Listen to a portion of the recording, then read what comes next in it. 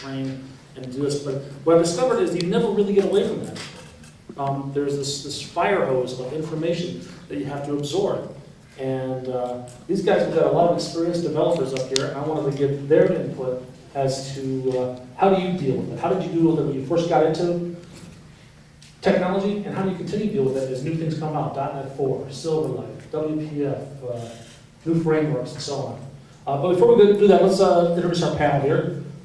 Jason? Hi, I'm Jason Fallis. I am the user group leader in Toledo, Ohio. And I'm one of the organizers here at the Day of .NET.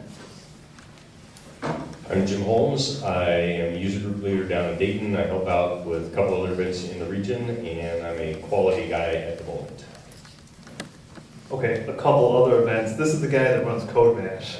Okay. My name is Patrick Steele. I'm a consultant with SRT Solutions out of Ann Arbor. Primarily do C# Windows development, but I play around with ASP.NET and MVC. I try not to do web forms anymore if I don't have to. And, but I'm Jay Harris, independent consultant working at Philasis right now here in Michigan. President of Ann Arbor's .NET User Group, primarily MVC as well. Been working on MVC 2 for 8 months now, 6 months now, somewhere there. Mike Eaton, I'm an independent consultant. I run a user group at Kalamazoo and a couple other events in the region, including the Give Camp here in Ann Arbor. And I hate the web. Who doesn't? So let's, you guys, even though you're all younger than me, you're all kind of old guys in your voice. You've had a lot of experience. What do you guys remember back to when you first started developing? Did you have the same sense of overwhelming nonsense? We'll skip over that I described earlier. How do you remember? No, you're not overwhelmed. No, at the time I was not overwhelmed at all. Because at the time there wasn't the Do you flood. need the microphone, guys? yeah. Yeah, that would help. Okay, we'll pass that on. All right. At the time, which was 93, that time frame, there wasn't the pace of change that there is now. If you wanted to learn something, you'd go buy a book at the bookstore. And now it's like, you know, there are blogs and there's people on Twitter twittering links, and Microsoft is releasing something new every 3 weeks. And so no, at the time, absolutely not. I didn't feel the same. There was less information in those days. Absolutely. And then sometimes I wish we could go back to that, where if you wanted to learn something, you go buy the book on it. So it's actually harder for you now, with more experience than it was back then. Yes. Everyone else agree with that? Yeah, I agree with that. And I think the other thing too is there's more technologies and there's more way to do things. I mean, if you want to do web, you've got Rails, PHP, ASP.NET, web forms, MVC. I mean, there's just tons of different ways. And then on top of that, you've got CSS, you've got jQuery APIs, there's lots of ways to do things. On the desktop side, you've got Windows, you've got WPF. On the web, you've also got Silverlight, you've got Flash, unless you're on an iPhone or whatever. And one of the things too is, you know, like I said back then, is you would buy, if you wanted to know about VB and SQL Server, you buy Bill Vaughn's book, Hitchhiker's Guide. Now you go to Google, you query something, and you get 50,000 people telling you how to do it differently. Some of it works. And some of it works, right? For me though, I think it's just changed how we do things. What I mean by that is 94, 95, there weren't as many different languages, there weren't as many different frameworks, but we still had effectively the same problems. They've adapted themselves a little bit, it's pretty much still the same problem. So we had to, in some ways, hack together or really come up with inventive ways to use those languages to solve the problem. And now there's just so many different frameworks and so many different tools and utilities and whatever else that there's probably some sort of specialized solution to our problem now. So it's just sort of adapted from less creativity, I suppose. I don't have to do as much plumbing. And so when I first started out years ago, the amount of time that I'd have to spend building infrastructure to get, you know, Christ, to talk to a database, holy cow, the pain involved in that 15 years ago was painful. Should use Foxborough. Foxborough solved everything. So kind of just tailing off what Jay said, you know, you have a lot more options But on the other hand, there's a lot more that lets me focus on solving problems rather than spending 3 months getting to a point where I can solve a problem. I mean, first time I had to use Emacs, it took me 3 months to get Emacs set up and configured. And then after that, I had to set up the debugger, and then after, God, make files. So, yes, there are more options. There's a huge wave of technology, but I'm also able to function at a much higher level. That doesn't mitigate or reduce the amount of pain of getting smart on those things, but I'm able to do things at different levels. So what I'm hearing is that the pain now is at least as strong for most of the people on this panel as it was when you first started out.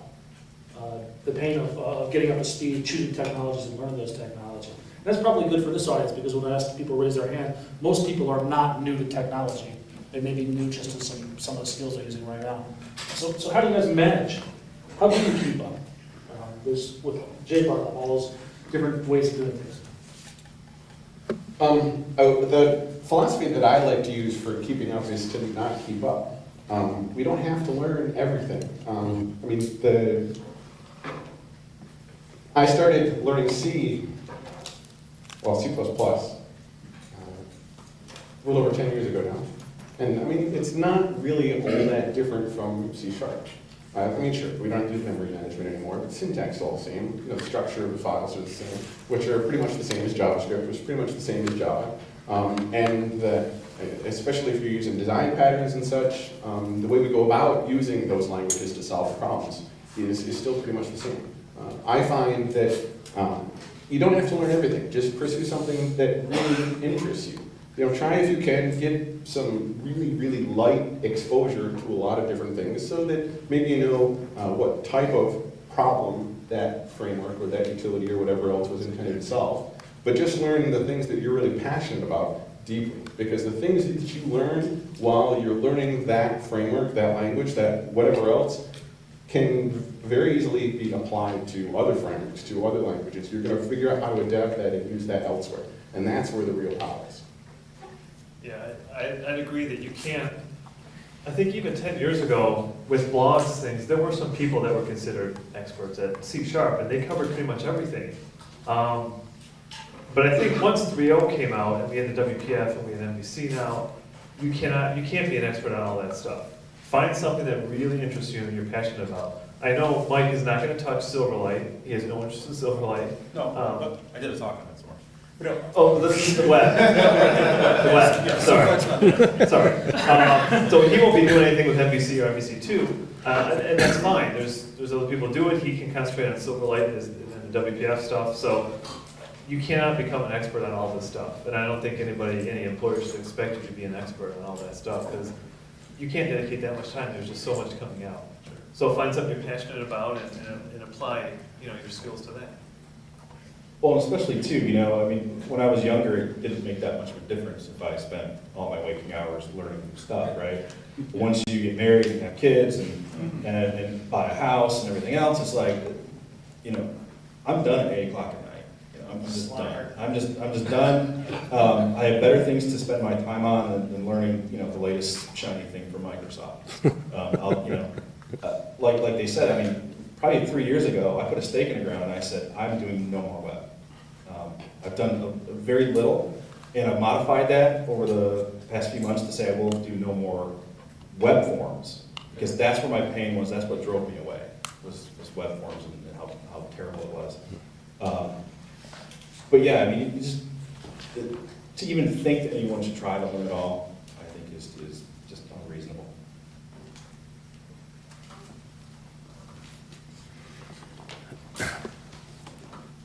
So, techniques for learning new things. The new shiny technology just comes out. It interests you, it appeals to your core interest. What are the steps for going and jumping into that technology?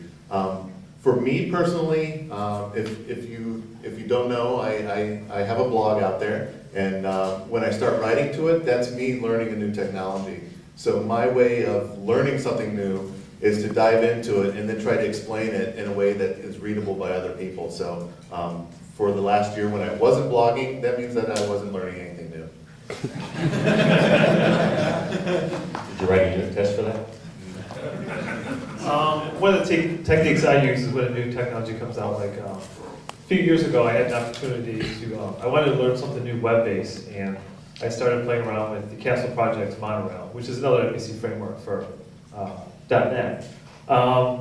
It just came about because there was, my daughter's school needed some little website for something, and it was technology I wanted to learn, so I jumped in. It was a small little side project, and I learned a whole lot about MVC. Made the move to Microsoft a lot easier.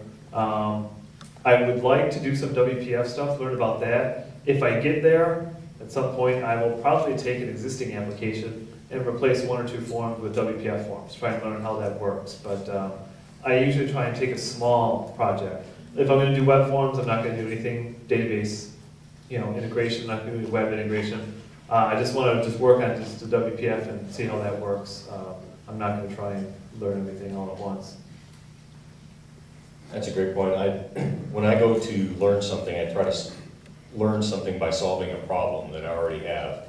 Like for example, current job, I use Selenium to do web testing, but I learned that by solving a problem I had to automate things.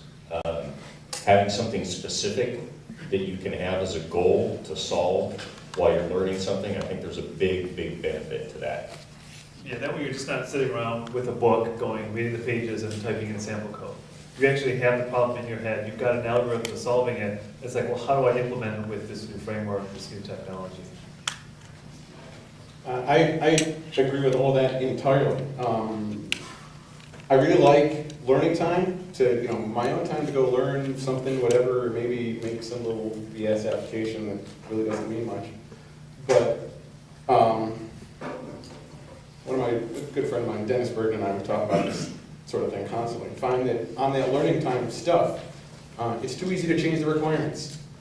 If I'm building some little utility just to learn, Entity Framework, it's too easy for me to run into some sort of roadblock and just adapt what I'm trying to do because I really don't want to take the time to dig into that component of it. But if you can find something that you're really solving a work problem, something that you don't have control over the requirements, you can't say, hey, I don't want to take the time to learn that particular piece, because you have to. So those kind of things are also great for digging into new things. So I think something else also is working with your team, your employer, your company about carving off learning time on the job. A lot of us are pretty passionate about this stuff, and we'll stay up pretty late at night digging through things, but I think if you can work with your workplace to carve out dedicated time during your work hours, it benefits everybody. You're picking up things that's helping the company to bring more value to their clients. Doesn't matter if it's internal or external, right? You're still building stuff for somebody. And that's important. Like with my teams, I actually have them block out on their calendars 2 hours a week.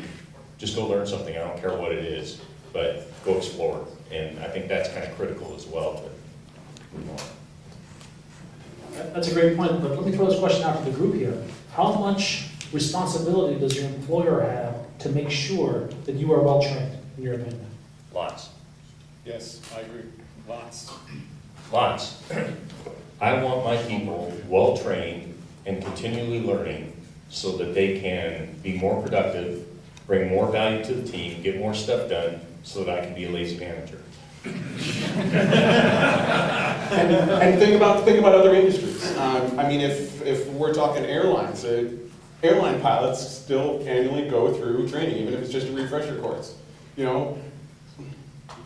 If we don't go through that, then their skills might get a little lax, and then they fly their plane into a mountain, and then That's bad, right? that's bad, and especially bad for the let's say the financial stability of the airline, or for in the automotive industry. We're still constantly sending our technicians, our mechanics, to go learn about the latest alternator, the latest transmission, because otherwise they can't fix that new model year car that just came out, and all of your dealers' customers are going to go somewhere else to fix their cars. But I do find that in this industry, for some reason, we don't train our software developers, even though in every other industry in the world, it seems, teachers, as Mike pointed out, sends their employees off to regular training, pays them for it, pays for their training.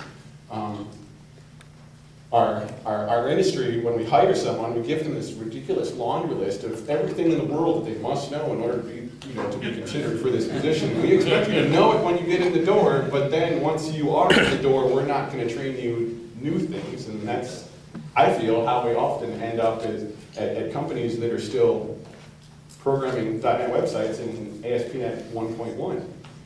The developers move on to new things. I want to just ask a quick question of the audience here. What's, just by show of hands, how many people work for a company that provides you training, dedicated at least a week of training per year? Ouch, And I'm looking, what do you think? ouch. Less than 25%. Reality. Less than 20% for you. Yeah, it's reality, and Very it low. sucks. Reality check. We have a question in the back. Yeah, the question really is, this is probably why, I'm an owner of a business as well as a software developer. The return on investment in training is not the same as the accountant or the auto mechanic, because those cars are gonna be available for the next 15 years. The technology we're investing in is available for 18 months before we need to go to the next thing. So that's, how do you address the return on investment there? Let me address that in two parts. One, to go back again to the airline guy. Flying is pretty much, at least I would manage, granted I'm not a pilot, so I don't know for sure, this is speculation, but flying 20 years ago isn't really all that different than flying today. But we still send our pilots to refresher courses because generally, day to day, they're not going to run into problems in their flying. So particularly those refresher courses are almost a sort of disaster recovery. What happens when something on your plane fails, how do you still get that plane safely to the ground? So It's all software development, isn't it? it's more about maintaining velocity with that part, because otherwise your skills begin to stagnate. At the same time, like I said, me learning C++ a little over 10 years ago now, a lot of that stuff, the patterns and practices, the fundamentals behind it are things that I still use today and still build on today, even though I haven't touched C++ in 10 years now, 8 years now, since I converted over to C#. So all of that stuff, it builds. Everything you learn in technology is still something you can use later. You have another question? No, it's a response. I mean, Google is an excellent model, but somehow everybody can't understand that it works.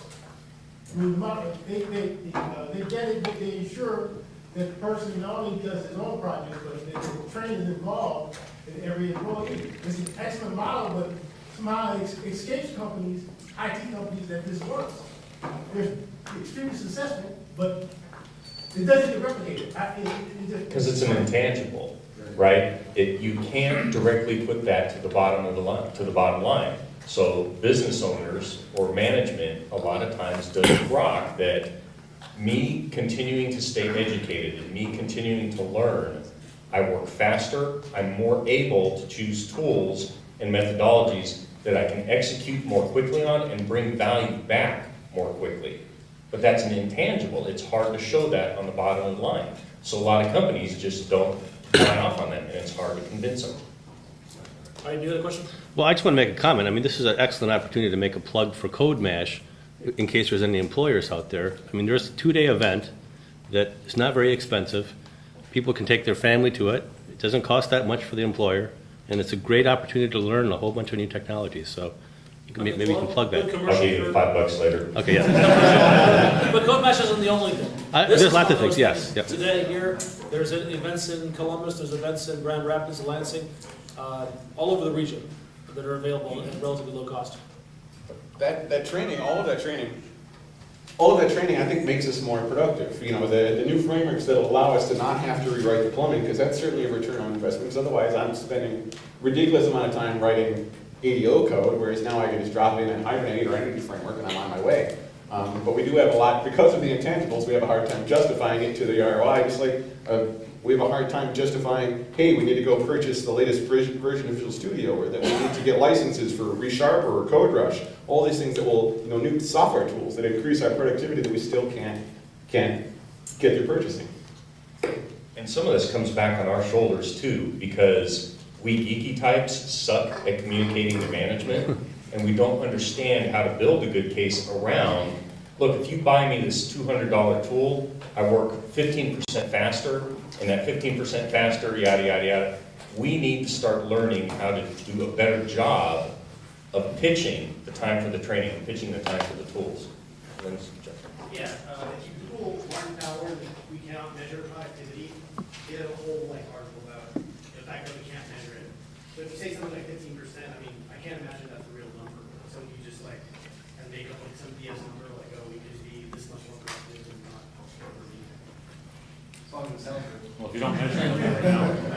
Let me ask this question. For the people in the audience who has ever been sent to training, how many people have never used the training that they sent? I'll give you the case in point. My employer, who's great and supportive about sending me to training every now and then, sent me to SharePoint training twice. And I never used SharePoint for the following year or something like that. So how many instances do we have of that, of training that was wasted? So maybe that leads into the whole intangible part about, or ROI part about, well, we sent him to training, but he never used it, so why should we do it again? I'm not trying to think like one of those people, but, You're thinking like one of those people. but I am. I think it's that we developers need to be better communicating the benefits we will provide. Now, was this your choice to go SharePoint?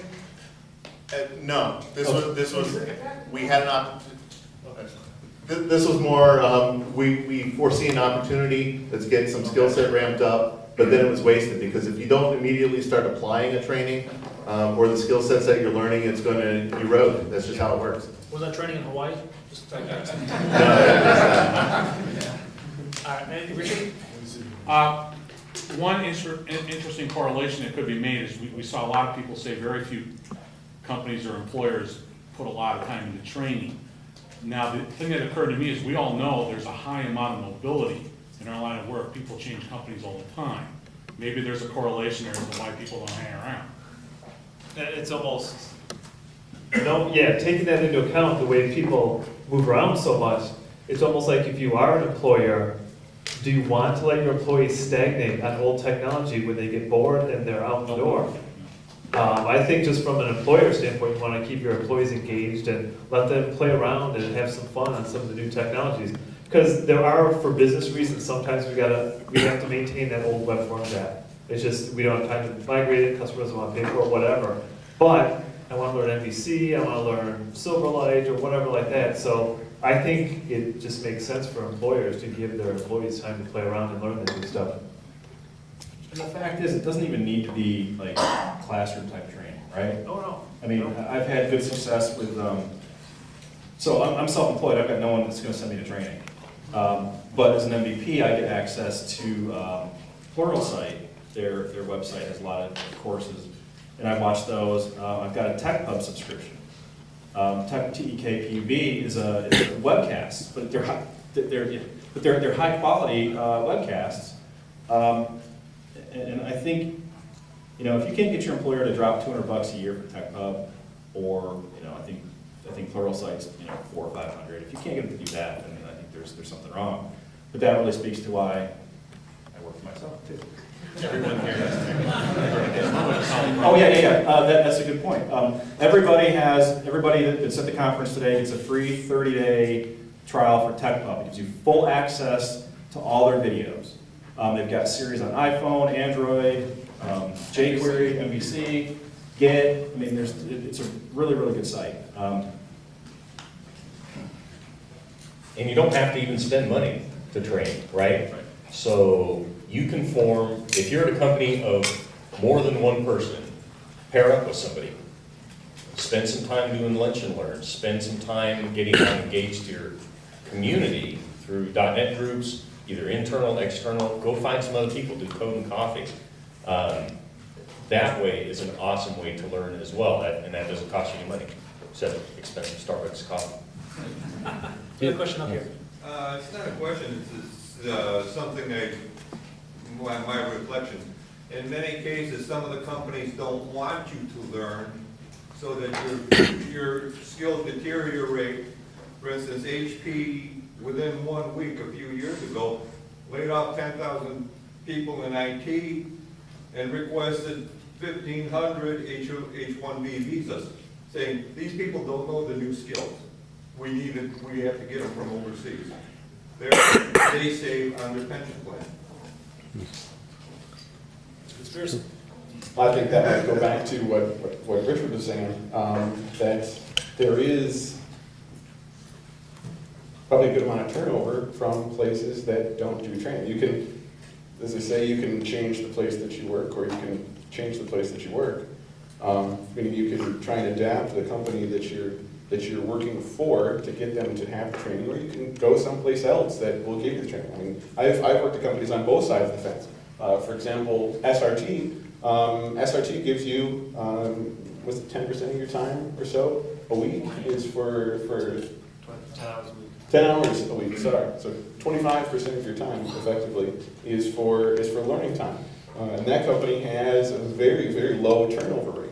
But at the same time, I've worked for companies that did no training whatsoever, and the turnover, I think we figured out, was average lifespan of an employee was 11 months or something like that. So there's that ROI we were asking about earlier, that's directly to the bottom line. Right, if you're not training, it costs a whole lot of money to ramp up a new employee if you have a high turnover.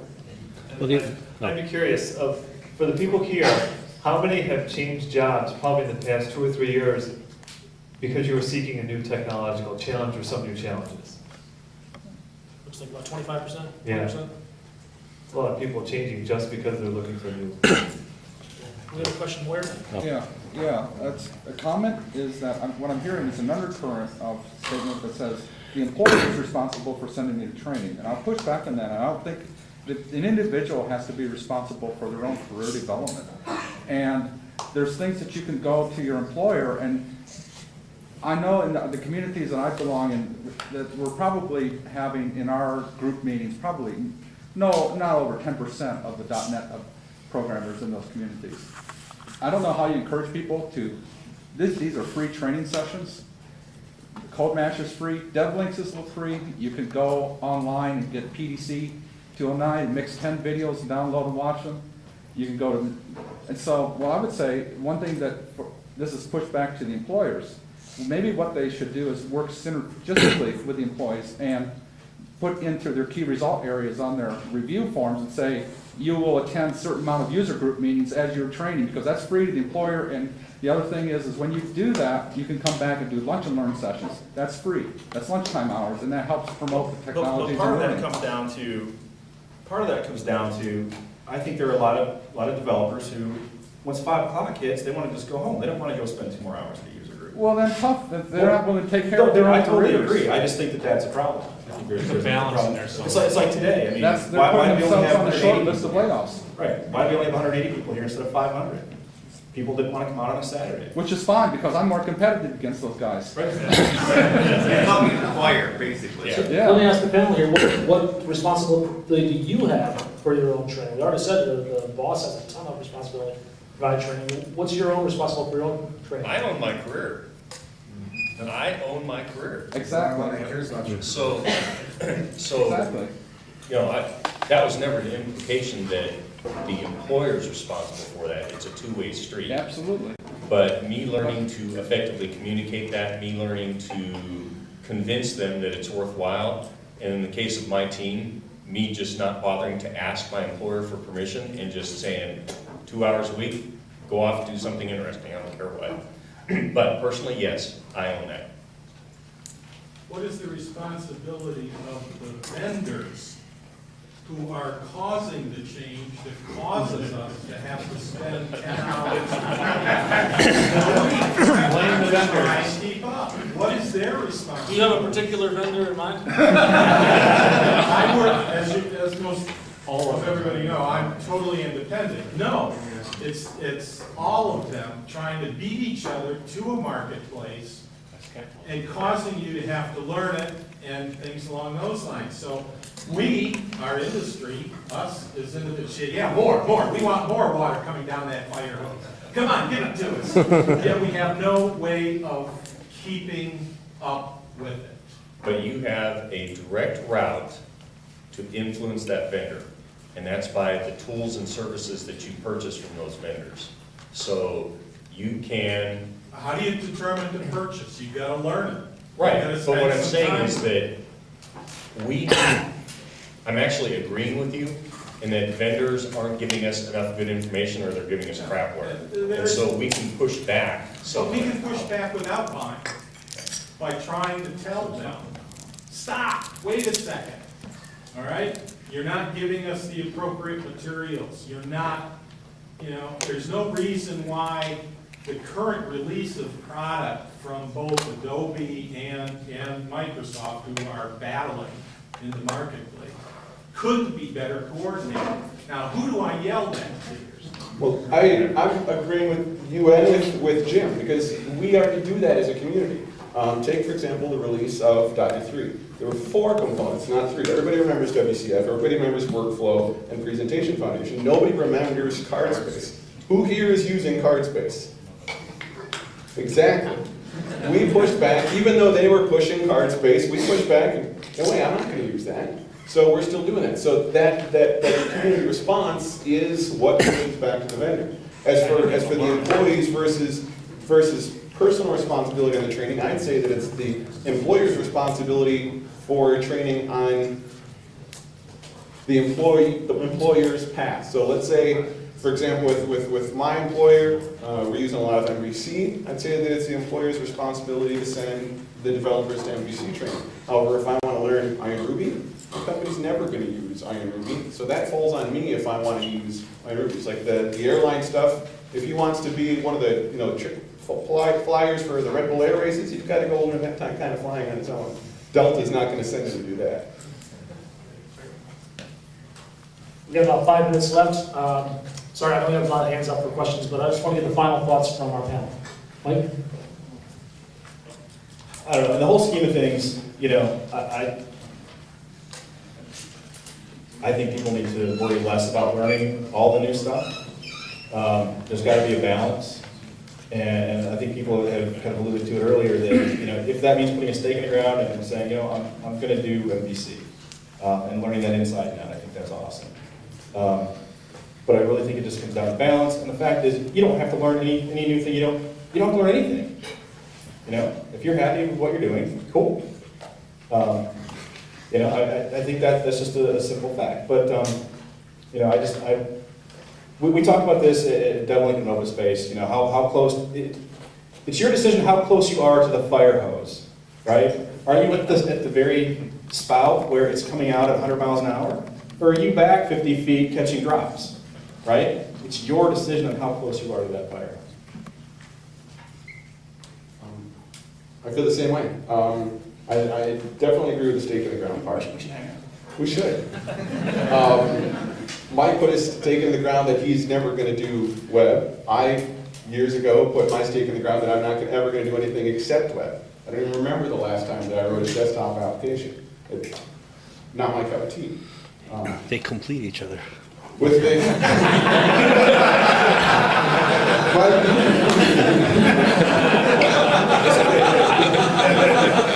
I have to go hello? And one thing I'd like to add is I think conferences like this are great for that training. Like I said at the beginning, I think you should try and learn a lot of things and get shallow knowledge of many things, but focus on exclusively your passions for those deep technologies. And conferences like this are great because you can go to, if you have never done Silverlight, you can at least go to a Silverlight session, like Mike's session, and get some exposure to Silverlight. You can go to one of Nino's sessions and get exposure on Windows Phone 7. It's 65 minutes out of your life to go get just exposure to this one new thing. And then from there you can say, hey, that's cool, or nah, that's not really my thing, and move on. I'm hoping today that everybody learned something from at least one of these sessions. It was a $10 event. Let all your employers know what you learned for $10.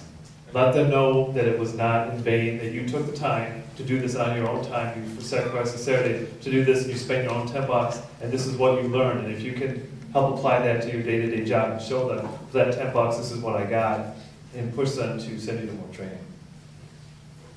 What they said. I'll reiterate the passion thing. If you're not passionate about something, you're not going to learn it. So how you express that passion, use it to your advantage. I mentioned vlogging earlier. If speaking's your thing, or if you think you want to try it, go to a user group. Most user groups are very accommodating to to letting you speak. My group, anybody can pretty much show up and speak, and then if you're like Mike Eaton, you'll never shut up after you do it the first time. The thing that I love a little bit about this community is that there's so many smart people. But the thing I love a lot about it is that these smart people are willing to share their ideas with us. And this is one forum for it, but there were a lot of hands that were up when I cut off the questions. What I encourage you to do is find these guys or talk to each other and ask your questions of them, ask questions of each other. This event is all about learning and exchanging ideas. So I encourage you all to do that. Thanks very much. Enjoy the rest of the night.